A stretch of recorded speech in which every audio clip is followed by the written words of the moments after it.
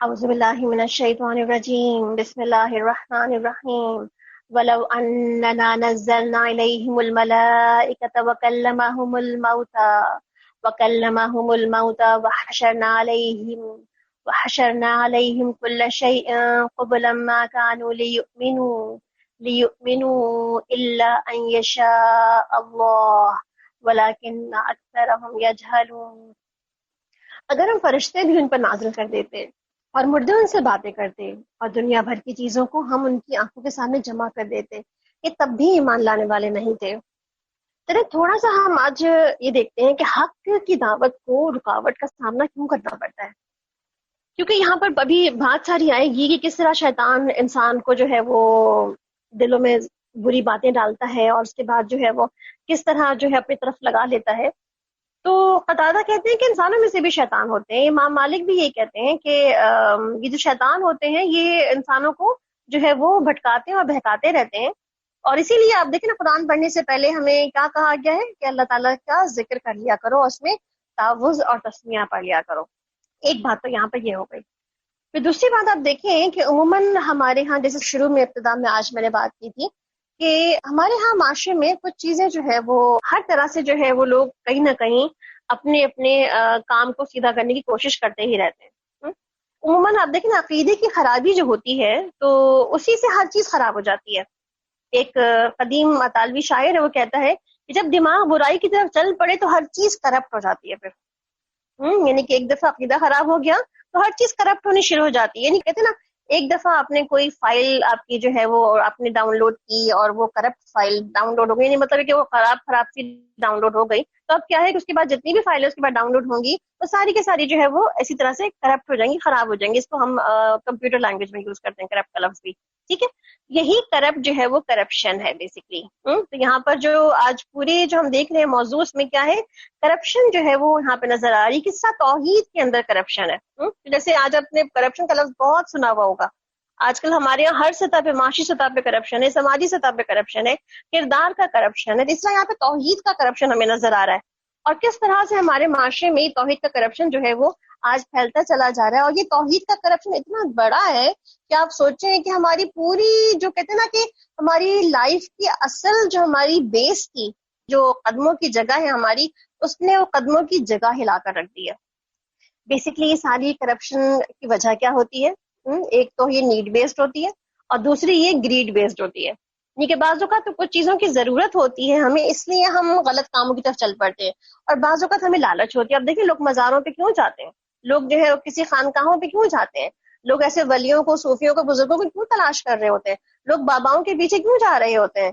ایک تو نیڈ ہوتی ہے نا کہ ہمیں کچھ چاہیے دنیا میں، اور ہمیں لگ رہا ہے کہ ہمیں دعاؤں سے تو نہیں مل رہا، ہمیں کسی اور طریقے سے ملے گا، تو پھر ایک انسان کی جو مجبوری ہے وہ کرپشن کی کیا ہو جاتی ہے، وہ اس کی نیڈ بیسڈ ہو جاتی ہے، یعنی اس کو تو چاہیے اور تو اس کو ملنا ہے، کہیں سے بھی وہ جا کے لے لے گا۔ تو یہاں پر ہمیں اس صورت میں بیسکلی اپنے عقیدے کی کرپشن سے بچایا جا رہا ہے، یعنی کہ اپنی روحانیت کو ہم کرپٹ ہونے سے بچا لیں۔ یعنی کہ بعض اوقات ہم روحانیت کا لبادہ اوڑھ لیتے ہیں اوپر سے، اندر ہمارے دل جو ہے وہ کرپٹ ہوتے ہیں۔ اور آپ صلی اللہ علیہ وسلم نے کیا فرمایا اس کے بارے میں کہ جب کوئی بھی ہاتھ جرم کر رہا ہوتا ہے، اس کو اگر ہم ہاتھ سے نہیں روکے تو زبان سے روک لیں، اگر زبان سے نہیں روکتے تو دل میں برا جانے، یعنی کہ ایمان کا کمزور ترین درجہ ہے کہ دل سے برا جانے، مگر اگر دل میں بھی برا نہ جانے تو پھر ہم کیا سوچیں گے۔ اور آج آپ دیکھیں آج کتنی شرک و بدعات ہیں، کیا ہم دل سے برا جانتے ہیں؟ کیا ہم ایسا کرنے والوں سے تھوڑا سا آفینڈ ہوتے ہیں، اوائڈ کرتے ہیں ان لوگوں کو؟ کیا ہمیں دل سے لگتا ہے کہ یہ لوگ جو ہے وہ ان کی عادات اور ان کے اطوار اچھے نہیں ہیں؟ اور آپ دیکھیں یہی جو کرپشن ہے جو ہمارے عقیدے میں ہے، یہی ہمارے کردار میں، یہی ہماری سیاست میں، یہی ہمارے معاشرے میں، یہی ہماری معاش میں، ہر جگہ یہ پینیٹریٹ کر جاتا ہے۔ تو اس کی اصل جڑ، پیچھے ہم نے بہت تفصیل سے یہ بات پڑھی نا کہ کسی بھی فتنے کو خاتمہ کر رہے ہیں تو جڑ سے خاتمہ کر دو۔ تو بیسکلی یہ جو جڑ ہے نا، یہ جڑ توحید ہے، یہ توحید جڑ ہے جہاں پر جو ہے کرپشن موجود ہے۔ اگر توحید یہاں سے ہم نے سمجھ لی نا کہ اس کرپشن کا خاتمہ کر لیں گے تو انشاءاللہ العزیز ہم بہت ساری کرپشن سے خود بخود ہی بچ جائیں گے۔ تو آج ہم یہاں اپنے 8ویں پارے کے آغاز میں دیکھتے ہیں کہ کس طرح سے، اور مزید اور کتنی مثالیں اللہ تعالیٰ توحید کے دیں گے کہ کس طرح توحید پہ لوگوں نے کیسی کرپٹ چیزوں کو جو ہے وہ توحید کے اندر انٹر کر دیا۔ تو یہاں پہ اللہ تعالیٰ کیا فرما رہے کہ اگر اللہ کی مشیت نہ ہوتی، مطلب کہ اللہ کی مشیت الہی ہو کہ وہ ایمان لے آئے، مگر اکثر لوگ نادانی کی باتیں کرتے ہیں. یعنی کہ یہ لوگ ایمان لانے والے تو نہیں ہیں، چاہے کچھ بھی ہو جائے، چاہے فرشتے بھی دیکھ لیں اپنی آنکھوں سے، مردے باتیں بھی کر لیں، ان سے بڑی بڑی نشانیں دیکھنے کے باوجود بھی ایمان نہیں لائیں گے. ہاں اگر اللہ چاہے تو ایمان لا سکتے ہیں، اللہ ان کے دل بدل دے تو ایمان لا سکتے ہیں.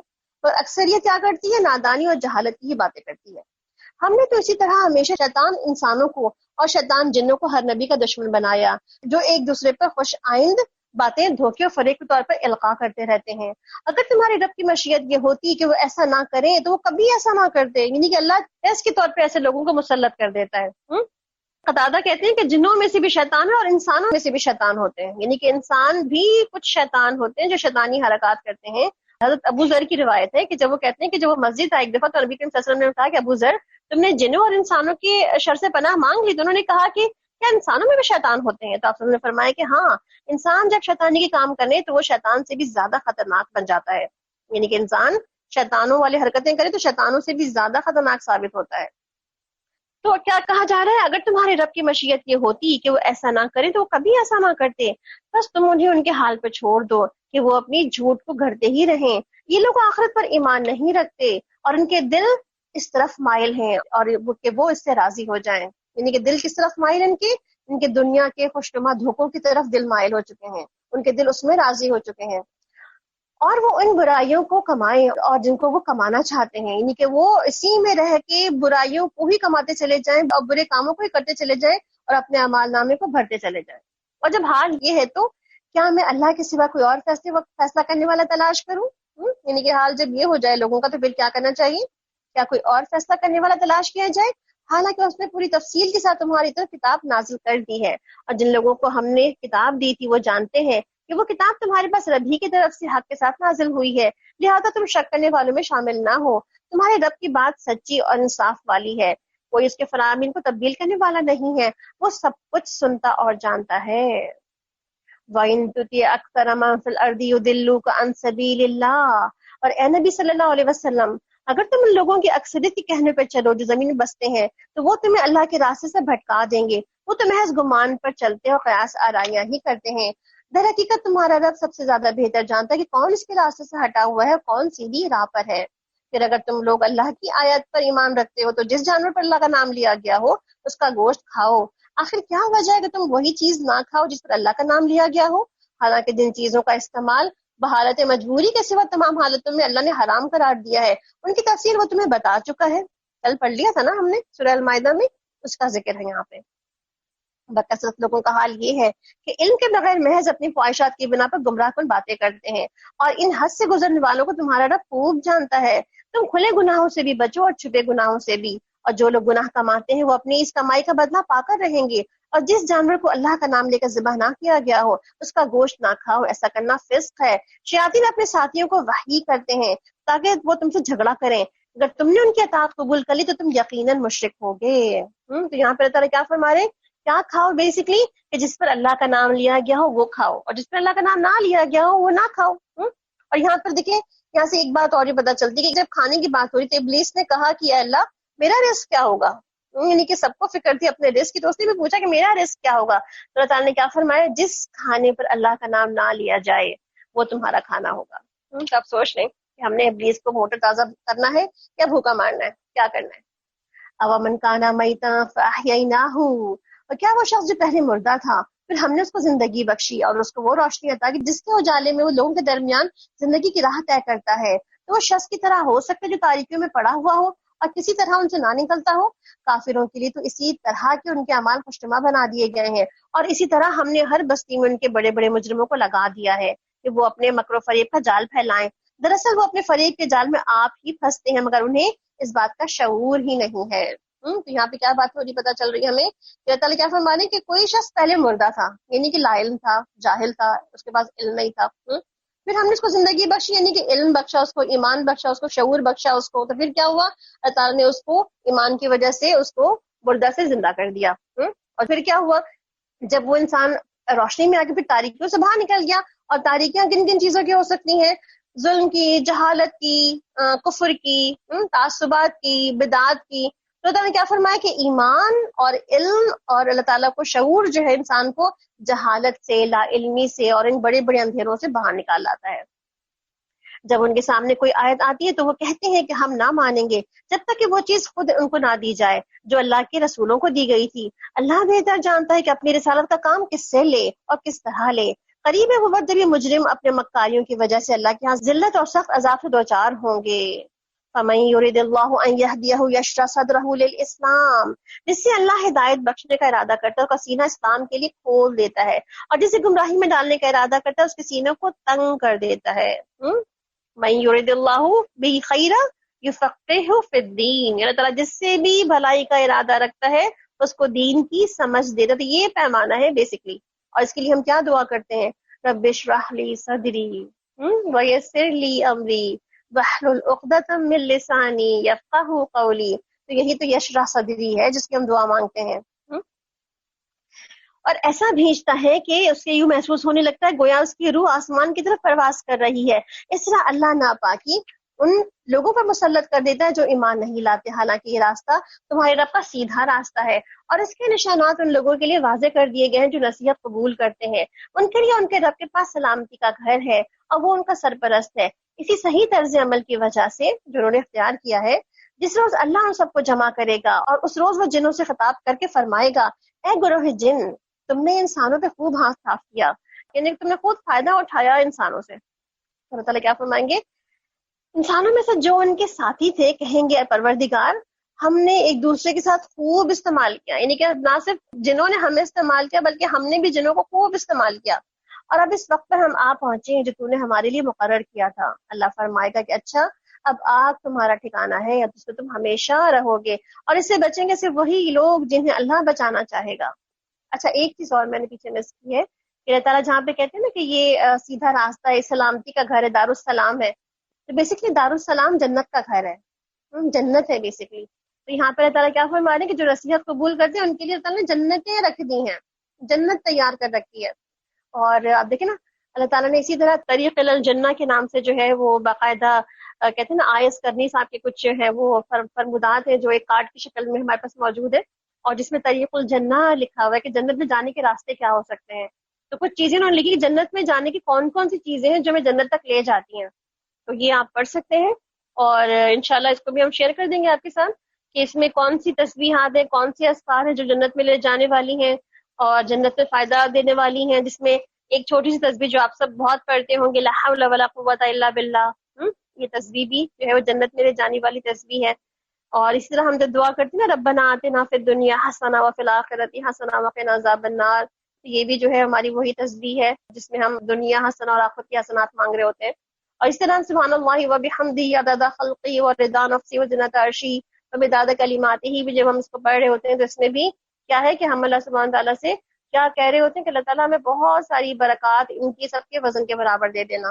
تو جنت کے جانے کے راستے ہیں، جنت کے جانے کے طریقے ہیں، اور جنت کے جانے کی کچھ جو ہے وہ کام بھی ہیں اور کچھ اذکار بھی ہیں۔ آج ہم نے کثرت سے ذکر کر دیا نا، بہت الحمدللہ بھی ذکر تھا، تسبیحات بھی ذکر تھا، اور جنت میں جانے کے راستے بھی جو ہے وہ ذکر تھے۔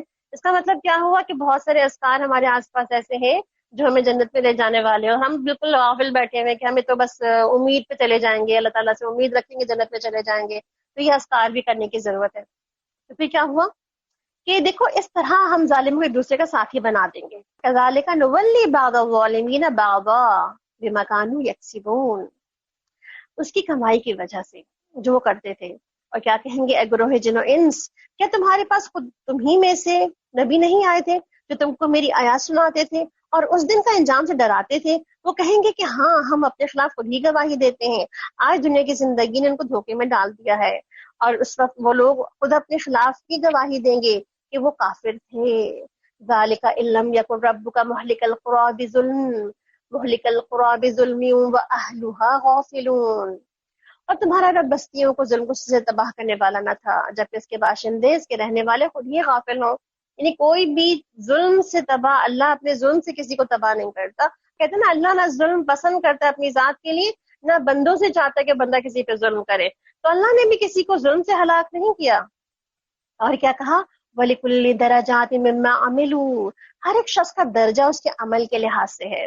ابھی ہم بات کر رہے تھے نا جنت کا تو جنت کے بھی کتنے درجات ہیں؟ جنت کے 100 درجات ہیں، ہر جنت کا درجے کا فاصلہ کتنا ہے؟ زمین اور آسمان جتنا. تو عمل کے لحاظ سے جنت کے درجات ہیں، جتنا عمل جتنا اور اتنی حد سے عمل. انشاءاللہ جتنا عمل کرتے جائیں گے اتنی جنت کے درجات میں آگے بڑھتے چلے جائیں گے. سیڑھیاں چڑھنا تو ہمارا کام ہے نا. اب تسبیحات کا، اللہ تعالیٰ کی آیات کا، اللہ تعالیٰ کی باتوں کا کتنا ذکر ہم نے آج کیا الحمدللہ. تو آج سے ہم نے کوشش کیا کرنی اس رمضان میں؟ جنت کے اعلیٰ درجوں تک پہنچنے کی. ہمیشہ وہ سب کچھ پڑھیں اور فکر کریں انشاءاللہ کہ جنت کے اعلیٰ درجوں تک رسائی کیسے حاصل ہو سکتی ہے. تمہارا رب لوگوں کے اعمال سے بے خبر نہیں، تمہارا رب بے نیاز ہے اور مہربانی اس کا شیوا ہے. اگر وہ چاہے تم لوگوں کو لے جائے، تمہاری جگہ دوسرے جن لوگوں کو چاہے لے آئے، جس طرح اسے تمہیں اور لوگوں کی نسل سے اٹھایا ہے. اور تم سے جس چیز کا وعدہ کیا جا رہا ہے وہ یقیناً آنے والی ہے. تم اللہ کو عاجز کر دینے کی طاقت نہیں رکھتے. اے محمد صلی اللہ علیہ وسلم کہہ دو کہ لوگوں تم اپنی جگہ پر عمل کرتے رہو، میں بھی اپنی جگہ عمل کر رہا ہوں. ان قریب تمہیں معلوم ہو جائے کہ انجام کار کس کے حق میں بہتر ہوتا ہے. بہرحال یہ حقیقت ہے کہ ظالم کبھی فلاح نہیں پاتے. ان لوگوں نے اللہ کے لیے خود اسی کی بنائی ہوئی کھیتی اور مویشیوں میں سے ایک حصہ مقرر کیا ہے. کہتے ہیں کہ یہ اللہ کے لیے ہے بذام خود، اور یہ ہمارے ٹھہرائے ہوئے شریکوں کے لیے ہے. پھر جو حصہ ان کے ٹھہرائے ہوئے شریکوں کے لیے ہوتا ہے وہ اللہ تک نہیں پہنچتا، مگر جو اللہ کے لیے ہے وہ ان شریکوں تک پہنچ جاتا ہے. کیسے برے فیصلے ہیں جو یہ لوگ کرتے ہیں. اور اسی طرح بہت سے مشرکوں کے لیے ان کے شریکوں نے اپنی اولاد کے قتل کو خوشنما بنا دیا ہے تاکہ ان کو ہلاکت میں مبتلا کریں اور ان پر ان کے دین کو مشتبہ بنا دیں. اگر اللہ چاہتا تو یہ ایسا نہ کرتے، لہٰذا انہیں ان کے حال پر چھوڑ دو کہ وہ جھوٹ گھڑنے میں لگے رہیں. کہتے ہیں کہ یہ جانور اور یہ کھیت محفوظ ہے، انہیں سے وہی لوگ کھا سکتے ہیں جنہیں ہم کھلانا چاہیں، حالانکہ یہ پابندی ان کی خود ساختہ ہے. پھر کچھ جانور ہیں جن کی سواری اور بار برداری حرام کر دی گئی ہے، اور کچھ جانور جن پر اللہ کا نام نہیں لیتے، اور یہ سب کچھ انہوں نے اللہ پر جھوٹ باندھا ہے. ان قریب اللہ انہیں ان کے جھوٹ گھڑنے کا بدلہ دیتا رہے گا. یعنی کہ دین میں کچھ اضافے کر دیے ہیں، دین میں کچھ بدعات اور کچھ خود ساختہ اپنی مرضی کے چیزیں ایڈ کر دی ہیں کہ چاہے یہ بھی صحیح اور وہ بھی صحیح ہے. تو اللہ تعالیٰ ان سب کی نفی کر رہا ہے، نگیٹ کر رہا ہے ان سب کو. اور کہتے ہیں کہ جو کچھ ان جانوروں کے پیٹ میں ہے یہ ہمارے مردوں کے لیے مخصوص ہے اور ہماری عورتوں پر حرام، لیکن اگر وہ مردہ ہو تو دونوں کھانے میں شریک ہو سکتے ہیں. یہ باتیں جنہوں نے گڑھ لی یہ ان کا بدلہ اللہ انہیں دے کر رہے گا. یقیناً وہ حکیم اور سب باتوں سے باخبر ہے. یعنی کسی کی کچھ چیزوں کو حرام اور کسی کچھ چیزوں کو حلال کر کے اپنی مرضی سے حلال اور حرام کے فتوے خود ہی جو ہے لگا رکھے ہیں. تو اللہ نے حرام اور حلال کرنے کا جو رائٹ ہے وہ کسی کو بھی نہیں دیا، کسی ہیومن کو نہیں دیا. اس لیے اللہ تعالیٰ یہ برداشت نہیں کر سکتا کہ اس نے اس کائنات میں جو کچھ بھی بنایا ہے اس کو لوگ اپنی مرضی سے حلال یا حرام ٹھہرانا شروع کر دیں. یقیناً خسارے میں پڑ گئے وہ لوگ جنہوں نے اپنی اولاد کو جہالت و نادانی کی بنا پر قتل کیا اور اللہ کے دیے ہوئے رزق کو جھوٹ گھڑ کر حرام ٹھہرا لیا. یقیناً وہ بھٹک گئے ہیں اور ہرگز وہ راہ راست پانے والوں میں سے نہ تھے. وہ اللہ ہی ہے جس نے طرح طرح کے باغ اور پاکستان اور نخلستان پیدا کیے ہیں، کھیتیاں اگائیں جن میں سے قسم قسم کے معقولات پیدا ہوتے ہیں، زیتون انار کے درخت پیدا کیے جن کے پھل صورت میں مشابہ اور مزے میں مختلف ہوتے ہیں. کھاؤ ان پیداوار کو جب ان سے یہ پھل آئیں اور اللہ کا حق ادا کرو جب ان کی فصل کاٹو اور حد سے نہ گزرو. یعنی کیا کہا جا رہا ہے کہ جب اللہ نے جو تمہیں دیا ہے جس میں سے پھر اللہ کا حق بھی ادا کرو. زمین پہ عشر دی جاتی ہے نا، ٹیکس دیا جاتا ہے زمین پہ عشر کا، اور اس کا حق یہ بھی ہے نا کہ لوگوں کے ساتھ شیئر بھی کیا جائے. اللہ حد سے گزر جانے والوں کو پسند نہیں کرتا. ولا تسرفوا ان اللہ لا يحب المسرفین. اسراف کیا ہے؟ ایسی جگہ خرچ کرنا جس سے اللہ ناراض ہو جاتا ہو، جیسے قیمتی لباسوں پہ خرچ کرنا، زیورات خریدنے میں، جوتوں میں، پرس میں، شادی کے رسومات میں اور کھانے پینے کے اسراف میں. تو یہ سب چیزیں خرچ کرنا جو ہے وہ اللہ تعالیٰ کیا فرما رہے ہیں، جو چیزیں بھی خرچ کرے گا انسان اپنی عقل سے خود ہی ہاتھ دھوئے گا کہ اس کو مال اللہ تعالیٰ نے دین کے کاموں میں لگانے کے لیے دے رکھا تھا. دین پہ جتنا بھی خرچ کر لے، چاہے وہ سونے کا پہاڑ بھی اس کے پاس ہو وہ بھی دین کے راہ میں دے دے تو بھی اس کے لیے فضول خرچی نہ ہوگی. مگر جو کام وہ اللہ کو ناراض کرنے کے لیے خرچ کرے گا جتنا اس کچھ میں، وہ سب کا سب جو ہے وہ اسراف میں شمار ہوگا. تو یہ بعض اوقات کبھی اسٹیٹس سمبل کی وجہ سے ہوتا ہے، کبھی فخر و مباحات کی وجہ سے ہوتا ہے، کبھی لگژری کا حصول ہوتا ہے، کبھی برانڈ جو ہے وہ برانڈ کانشیس ہونا ہوتا ہے. تو اللہ تعالیٰ کیا فرما رہے ہیں، اللہ کی حدوں سے یعنی کہ ولا تسرفوا، اسراف نہ کرو، اور اللہ اسراف کرنے والوں کو پسند نہیں کرتا. پھر وہی ہے جس نے مویشیوں میں سے جانور پیدا کیے جن سے سواری و بار برداری کا کام لیا جاتا ہے، اور وہ بھی جو کھانے اور بچھانے کے کام آتے ہیں. کھاؤ ان چیزوں میں سے جو اللہ نے تمہیں بخشی ہیں اور شیطان کی پیروی نہ کرو، وہ تمہارا کھلا دشمن ہے. یہ 8 نر و مادہ ہیں، 2 بھیڑ کی قسم کی اور 2 بکری کی قسم سے. اے محمد صلی اللہ علیہ وسلم ان سے پوچھو اگر اللہ نے ان کے نر حرام کیے یا مادہ، یہ وہ بچے جو ان بھیڑوں اور بکریوں کے پیٹ میں ہیں؟ ٹھیک ٹھیک علم کے ساتھ مجھے بتاؤ اگر تم سچے ہو۔ اسی طرح 2 اونٹ کی قسم کی اور 2 گائے کی قسم کے، پوچھو ان کے نر اللہ نے حرام کیے یا مادہ، یا وہ بچے جو اونٹنی اور گائے کے پیٹ میں ہوں؟ کیا تم اس وقت حاضر تھے جب اللہ نے ان کے حرام ہونے کا حکم تمہیں دیا تھا؟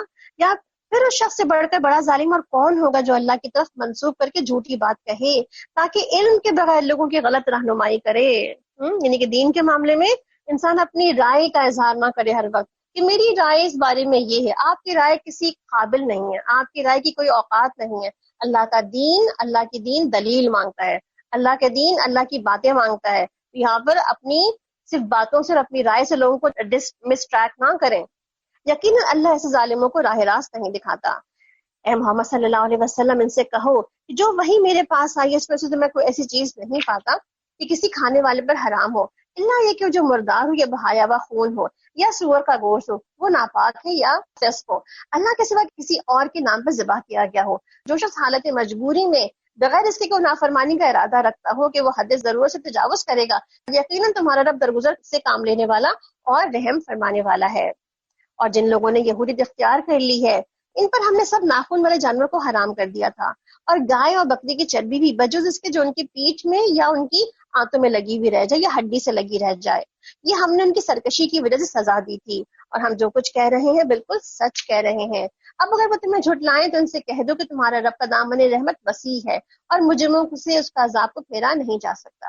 یہ مشرک لوگ ضرور کہیں گے اگر اللہ چاہتا تو ہم شرک نہ کرتے، نہ ہمارے باپ دادا، نہ ہم کسی چیز کو حرام ٹھہراتے۔ ایسی ہی باتیں بنا کر یہ پہلے بھی ان کے لوگوں نے جھٹلایا تھا، یعنی کہ پہلے بھی لوگ حق کو ایسی کر کے باتیں جھٹلا چکے ہیں، یہاں تک کہ آخر کر ہمارے عذاب کا مزہ انہوں نے چکھ لیا۔ ان سے کہو کیا تمہارے پاس کوئی علم ہے جسے ہمارے سامنے پیش کر سکو؟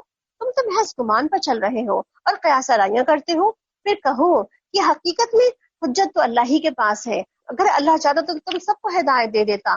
ان سے کہو کہ لاؤ اپنے وہ گواہ جو تمہاری بات کی گواہی دیں کہ اللہ ہی نے ان چیزوں کو حرام کیا ہے، پھر اگر وہ گواہی دے دیں تو تم ان کے ساتھ گواہی نہ دینا، اور ہرگز ان لوگوں کی خواہشات کے پیچھے نہ چلنا جنہوں نے ہماری آیات کو جھٹلایا ہے اور جو آخرت کے منکر ہیں اور جو دوسروں کو اپنے رب کا ہمسر بناتے ہیں۔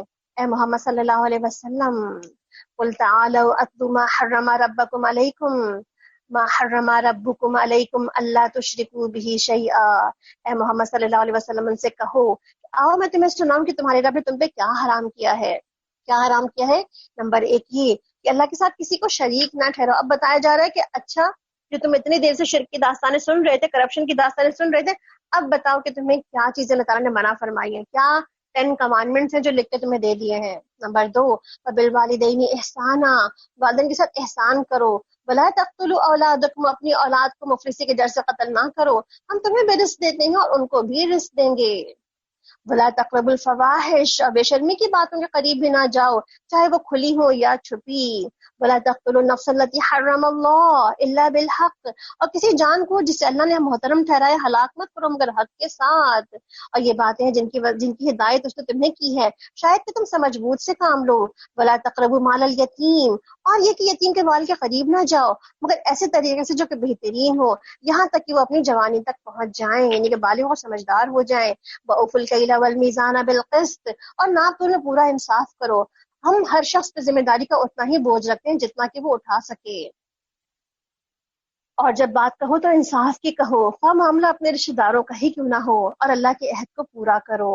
ان باتوں کی ہدایت اللہ نے تمہیں کی ہے شاید کہ تم نصیحت قبول کرو۔ بے شک یہی سیدھا راستہ ہے، لہٰذا تم اسی پر چلو اور دوسرے راستوں کی پیروی نہ کرو کہ وہ اس کے راستے سے ہٹا کر تمہیں دور کر دیں گے، یعنی دوسرے کو راستے پہ چلو گے تو وہ تمہیں اللہ کے راستے سے دور کر دیں گے۔ یہ وہ ہدایت ہے جو تمہارے رب نے تمہیں کی ہے شاید کہ تم تقوی والے بن جاؤ۔ پھر ہم نے موسیٰ علیہ السلام کو کتاب عطا کی جو بھلائی کی روش اختیار کرنے والے انسان پر نعمت کی تکمیل اور ضروری چیزوں کی تفصیل اور سراسر ہدایت اور رحمت کی، شاید لوگ اپنے رب کی ملاقات پر ایمان لائیں۔ اور یہ اسی طرح ہم نے کتاب نازل کی ہے، ایک برکت والی کتاب، بس تم اس کی پیروی کرو اور تقوی والے بنو، تم پر رحم تاکہ تم پر رحم کیا جائے۔ اب تم یہ نہیں کہہ سکتے کتاب تو ہم سے پہلے کے 2 گروہوں کی دی گئی تھی اور ہمیں کچھ خبر ہی نہ تھی کہ وہ کیا پڑھتے پڑھاتے ہیں، اب تم یہ بھی بہانہ نہیں کر سکتے کہ اگر ہم پر کتاب نازل کی گئی ہوتی تو ہم زیادہ ہدایت یافتہ ہوتے. تمہارے پاس تمہارے رب کی طرف سے ایک روشن دلیل آ چکی ہے اور ہدایت اور رحمت آ گئی ہے. اب اس سے بڑھ کر ظالم اور کون ہوگا جو اللہ کی آیات کو جھٹلائے گا اور اس سے منہ موڑے گا. جو لوگ ہماری آیات سے منہ موڑتے ہیں اور انہیں اسی وجہ سے ہم بدترین سزا دے کر رہیں گے. کیا چاہے اب یہ لوگ اس کے منتظر ہیں کہ ان کے سامنے فرشتے آ کھڑے ہوں یا تمہارا رب خود ہی آ جائے اور تمہارے رب کی بعض پوری نشانیاں موجود ہوں. جس روز تمہارے رب کی بعض مخصوص نشانیاں آ جائیں گی پھر کسی ایسے شخص کو اس کا ایمان کچھ بھی فائدہ نہ دے گا جو پہلے سے ایمان نہ لایا ہوگا، جس نے اپنے ایمان میں کوئی بھلائی نہ کمائی ہو. اے محمد صلی اللہ علیہ وسلم ان سے کہہ دو کہ اچھا تم انتظار کرو اور ہم بھی منتظر ہیں. جن لوگوں نے اپنے دین کو ٹکڑے ٹکڑے کر دیا اور گروہ گروہ بن گئے، یقیناً ان سے تمہارا کچھ واسطہ نہیں. ان کا معاملہ تو اللہ کے سپرد ہے، وہی ان کو بتائے گا کہ انہوں نے کیا کچھ کیا ہے. جو اللہ کے حضور نیکی لے کر آئے گا اس کے لیے 10 گنا اجر ہے، اور جو بدی لے کر آئے گا اس کو اتنا ہی بدلہ دیا جائے گا جتنا اس نے قصور کیا ہے، اور کسی پر بھی ظلم نہ کیا جائے گا. جہاں پہ اللہ سبحانہ تعالیٰ کیا فرما رہے ہیں کہ نیکی کرنے کا کیا فائدہ ہے. بیسکلی جو شخص بھی کوئی نیکی کرتا ہے، یعنی آپ وسلم نے ابن عباس سے روایت کی کہ بے شک اللہ نے نیکی اور برائی لکھ دی ہے اور اس کو بیان کر دیا ہے. جس نے نیکی کا ارادہ کیا تو اس نے جو ہے وہ 1 لکھ لی گئی اس کے لیے، اور جب اس نے عمل کر لیا تو 10 لکھ لی گئی، یا پھر 700 یا اس سے بھی زیادہ لکھ لی گئی. اور جس نے برائی کا ارادہ کیا تو کچھ بھی نہ لکھا گیا. ہاں جب اس نے کر لیا تو اس کو 1 نیکی لکھ لی گئی. یعنی اس نے اگر اس نے نہ کیا تو 1 نیکی لکھ لی گئی، اس نے کر لیا تو 1 برائی لکھ لی گئی. اس کا مطلب کیا ہے؟ اللہ تعالیٰ کیا چاہتا ہے؟ بندہ نیکیاں کرے اور نیکیوں میں آگے بڑھتا چلا جائے. اس لیے نیکیاں بڑھائی چلی جاتی ہیں. 1 کے بدلے 10 اور 10 کے بدلے 700 بھی دیا جاتا ہے. اے محمد صلی اللہ علیہ وسلم قل اننی ہدانی ربی الی صراط مستقیم دینا قیما ملت ابراہیم حنیفا وما کان من المشرکین قل ان صلاتي ونسكي ومحياي ومماتي لله رب العالمين لا شريك له وبذلك امرت وانا اول المسلمين.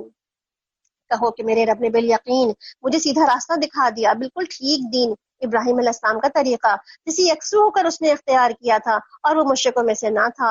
کہو کہ میری نماز، میری عبادت، میرا جینا اور میرا مرنا سب اللہ رب العالمین کے لیے ہے جس کا کوئی شریک نہیں ہے. اسی کا مجھے حکم دیا گیا ہے اور سب سے پہلے میں مسلمان ہو جاؤں.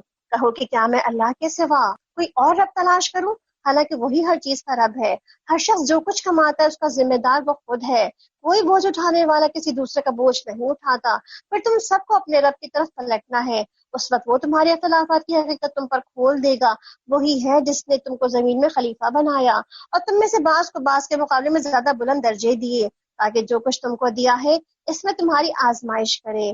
بے شک تمہارا رب سزا دینے میں بہت سخت، بہت تیز ہے. وَإِنَّهُ لَغَفُورٌ رَحِيمٌ، یعنی کہ رب کون ہے؟ سریع العقاب، سخت سزا دینے میں بھی بہت جلد دیتا ہے، اور غفور الرحیم ایسا کہ بہت درگزر فرمانے والا اور بہت رحمتیں کرنے والا ہے. اللہ تعالیٰ سے اپنی رحمتوں کے ہم بھی امیدوار ہیں کہ اللہ تعالیٰ ہم پر بھی اپنی بے شمار رحمتیں نازل فرمائے. اور اسی لیے ہم الحمد کی کچھ دعائیں انشاءاللہ بھی مانگ لیتے ہیں اللہ سبحانہ تعالیٰ سے.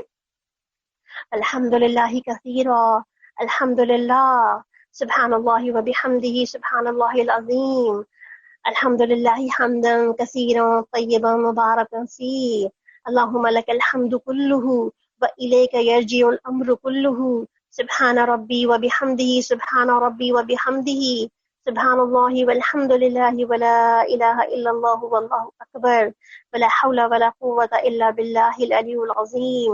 اللہم اعنا علی ذکرک وشکرک وحسن عبادتک. الحمدللہ کثیرا، الحمدللہ کثیرا، الحمدللہ کثیرا طیبا مبارکا فیہ، سبحانک اللہم وبحمدک وتبارک اسمک وتعالی جدک ولا الہ غیرک، اللہ اکبر کبیرا والحمد للہ کثیرا وسبحان اللہ بکرۃ واصیلا. اللہم انی اعوذ بک من زوال نعمتک وتحول عافیتک وفجاءۃ نقمتک وجمیع سخطک. اللہم اعوذ برضاک من سخطک بمعافاتک من عقوبتک واعوذ بک منک لا احصی ثناء علیک انت کما اثنیت علی نفسک.